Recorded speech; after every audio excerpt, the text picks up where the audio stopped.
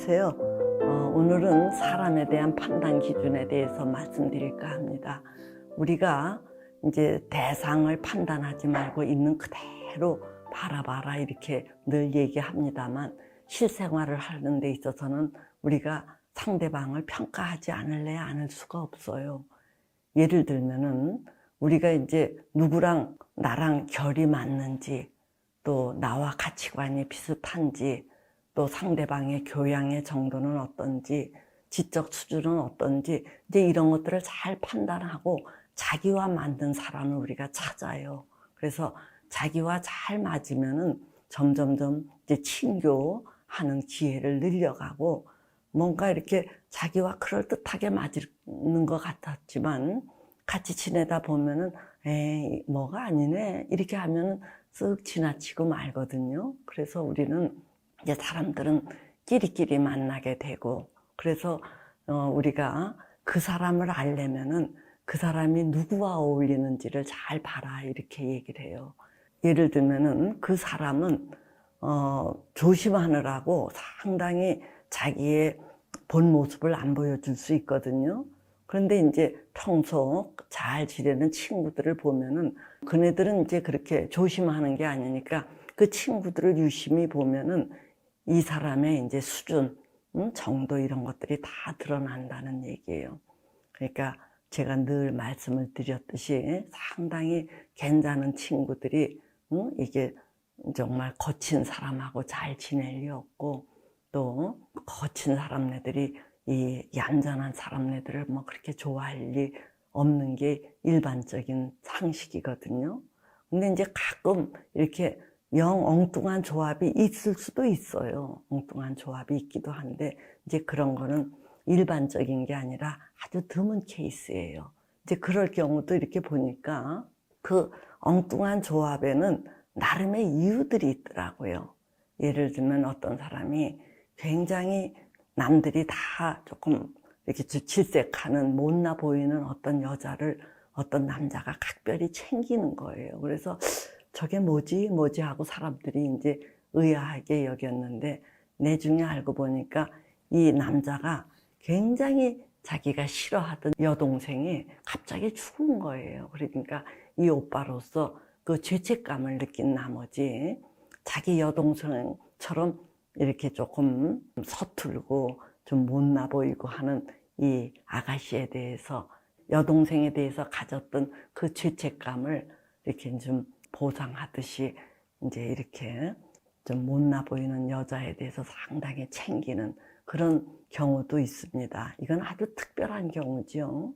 또 어떤 사람은 자기가 어렸을 때 상당히 공부도 못했고 뭐 의존적이고 그래서 푸대접을 많이 받았다 그래요. 근데 어떤 걸 계기로 자기가 이렇게 살아서는 안 되겠다 싶어 갖고 굉장히 열심히 해갖고 이제 자기 나름대로 자리를 잡았는데, 옛날에 자기 모습을 연상시키는 어떤 그 후배에 대해서 이 각별히 뻘방져진 이 언니들 뻘되는 사람이 챙겨주더라고요. 이제 이렇게 뭔가 좀 갸우뚱하는 뭐 조합이라든가 이런 게 있을 수 있는데 이제 그거는 특별한 경우고 대개는 끼리끼리예요. 자, 이렇게 이제 사람을 다각적으로 평가하고 그래서 가까워질 거냐 또는 그냥 지나치느냐 하는 데 있어서 대표적인 것은 남녀의 교제 같아요. 그런데 서로 이제 결혼을 앞두고 남녀가 교제할 때는 정말이지 이 잘 보고 관찰하고 잘 판단해야 되는데 사람들이 의외로 이 골격에 해당되는 주요 요인하고 지엽적인 거에 해당되는 이제 마이너한 그 요인들 간에 이게 구별을 잘 못하고 이거를 혼돈하는 것 같더라고요. 즉 이제 골격 요이지라고 하는 것은 정말 이 뼈대에 해당되는 것으로서 아주 중요한 거고, 그 정도는 갖춰야 우리가 여생을 함께 할 만하다는 얘기예요. 그리고 이제 마이너한 거, 지엽적인 요소들은 있으면 좋고 없어도 뭐 살아가는데 크게 영향을 미치지는 않는 거죠.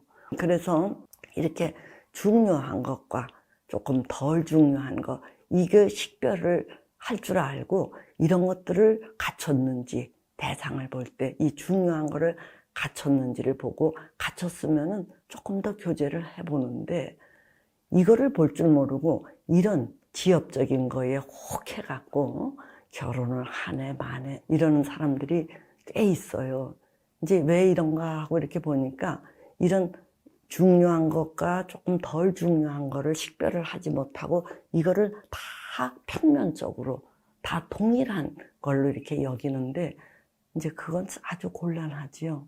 그래서 이참에 어떤 것들이 중요 요인이고 어떤 것들은 있으면 좋고 없으면 조금 아쉬운 그런 요인들인지 말씀드려 볼까 합니다. 자, 이제 골격 요인에 해당되는 것으로 꼽을 수 있는 것은 다른 무엇보다 책임감이라고 봅니다. 자기 선택에 대한 책임. 이런 책임감이 있는 사람들은 함부로 나대지 않아요. 이제 특히 배우자에 대한 책임, 가족에 대한 책임, 이런 것들을 잘 하고자 애쓰는 이제 책임감의 유무. 또 다른 하나는 우리가 이게 살아가면서 아무리 책임감이 투철해도 이 우울하거나 또는 비관적인 것도 참 이렇게 삶을 칙칙하게 해요. 그래서 우리가 다소 좀 부족하더라도 긍정적이고 낙관적인지 이런 어떤 긍정성, 또 더 나아가서 이 사물을, 대상을 소중하게 여기는지에 대한 이 배려심, 이런 정도가 이제 아주 중요 골격에 해당되는 요인들이라고 봐요. 이런 것을 갖췄으면은 애지간하면은 별 무리가 없다는 얘기요. 이제 여기에 비해서 격가지 요인, 즉 부차적인 요인으로다 우리가 치는 거는 뭔가 취향이 같다든가 또는 뭐 세련되다든가 옷을 잘 입는다든가 이제 이런 것들이 주를 이루죠. 거기에서 더 나아가서 뭐 공부를 잘한다든가 좋은 학교를 나왔다든가 심지어 좋은 학벌, 좋은 직장도 저는 이 골격 요인에 해당된다고는 보지 않습니다. 왜냐하면 그런 것들은 한순간에 무너지고 그런 것들이 사람을 귀하게 여기는 요인이 될 수는 없기 때문입니다. 근데 이제 이 사람들이 이렇게 혼돈하는 것은 어떤 것이 이제 좋고 어떤 것은 반드시 나쁘고 이렇게 흑백으로 갈라지는 게 아니라 다 거기에서 거기처럼 이렇게 비슷하게 이제 있으니까 자기에게 더 땡기는 게 더 그거를 후하게 점수를 주기 때문에 혼돈을 하는 것 같아요. 얼마 전에도 어떤 여성이 이제 저한테 와서 그 남자 친구에 대해서 갸우뚱 하는 그런 이야기를 해요. 그래서 왜 그러냐 그랬더니 결혼까지 이제 생각하면서 남자를 사귀었는데 이게 자기는 그 남자를 참 좋아한대요. 좋아하는데 부모님에게 차마 이 말을 못해서 끙끙거리고 있는 중이라 그래요. 그래서 왜 부모님께 말씀을 못 드리느냐 그랬더니 이 여자의 부모님은 다 전문직의 분들로서 굉장히 사회적으로도 뭐 뛰어나고 경제적으로도 꿀림이 없는 분들이에요. 그래서 이 여자도 혜택을 많이 받고 자랐는데 이 남자는 이제 여러모로 부모님 눈에 안 찰 거다 이러더라고요. 그래서 뭐가 안 차냐 그랬더니 일단 이제 고등학교만 졸업했다. 아, 그래? 또 뭐냐 그랬더니 지금 자기보다 나이가 훨씬 많은데 모아놓은 돈도 없다. 아, 그것도 참 불리한 조건이죠. 그래, 또 뭐 그랬더니 또 그 사람이 부모님하고서도 사이가 좋지 않아서 거의 왕래가 없다. 뭐 이런 얘기를 해요. 그래서 제가 아니 지금까지 얘기한 조건이라면 굉장히 열악한 조건인데 그 사람의 뭘 보고 그렇게 그 남자가 좋아서 결혼까지 염두에 뒀느냐 그랬더니 윗뜨가 있대요. 그리고 자기가 무슨 얘기를 할 때 이렇게 꿍짝을 잘 맞춰준다는 거예요. 그리고 자기 업종에서 뭔가 한번 반짝반짝해서 히트를 친 적이 있대요. 그래서 뭔가 자기의 어떤 취향하고 이게 호흡이 맞는 것 같으니까 그 남자랑 결혼할 생각을 했다 그래요. 그래서 제가 야, 지금 그 남자가 제때 공부도 한 것도 아니고 그 나이가 되도록 돈을 제대로 모아둔 것도 아니고 또 부모님과 사이도 썩 좋지 않아서 이 뭔가 이렇게 조금 별로일 것 같은데 그 반짝반짝하고 쿵짝 잘 맞춰주고 또 자기가 무슨 얘기할 때 얼쑤얼쑤 하듯이 지지해 주는 게 그렇게 좋아서 결혼까지 생각한다냐? 그리고 제가 놀라워했어요. 그러면서 괜히 이 이야기를 너희 부모님께 끊으면은 상당히 소란스러워지고 부모님하고 너하고의 사이가 아주 극도로 나빠질 것 같으니까 다시 생각해봐라.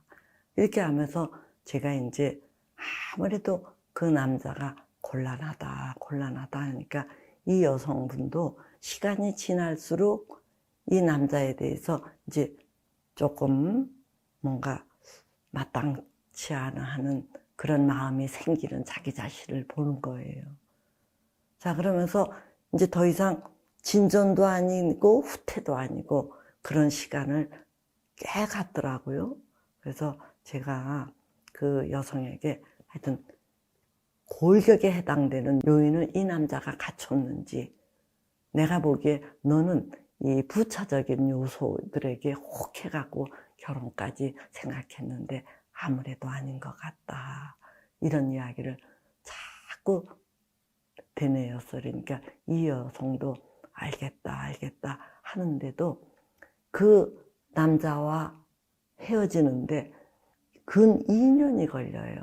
그래서 왜 이렇게 못 헤어지는가 하고 이렇게 보면은 이 여성은 다른 사람에게 싫다, 아니요, 이런 거부의 말을 하기를 상당히 어려워하는 거예요.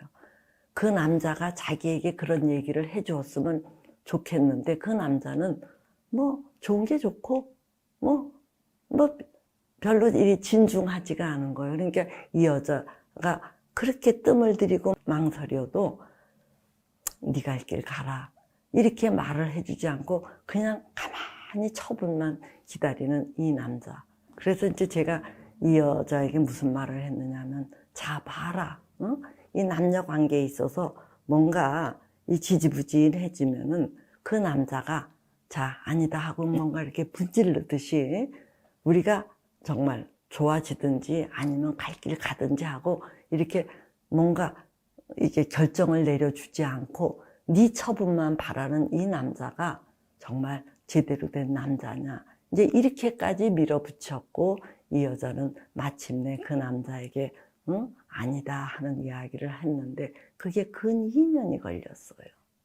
자, 왜 이렇게 오랫동안 이런 기간이 필요했느냐 하면은 이 여성에게 일단 중요 요인과 부차적인 요인을 식별할 수 있는 안목이 없었던 거예요. 자, 그러면 그 안목이 왜 없었느냐?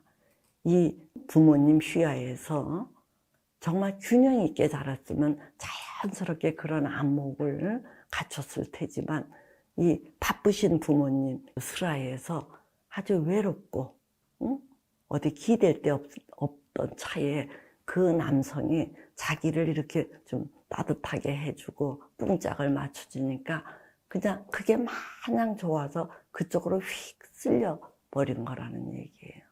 자, 그래서 우리가 뭔가 상대방을 이제 판단하고 고려하고 뭐 이렇게 할 때 중요인과 부차적인 요인을 식별을 하려면은 정말 균형 있게 자라야 그런 요인들에 대한 식별력도 키워지는 것 같습니다.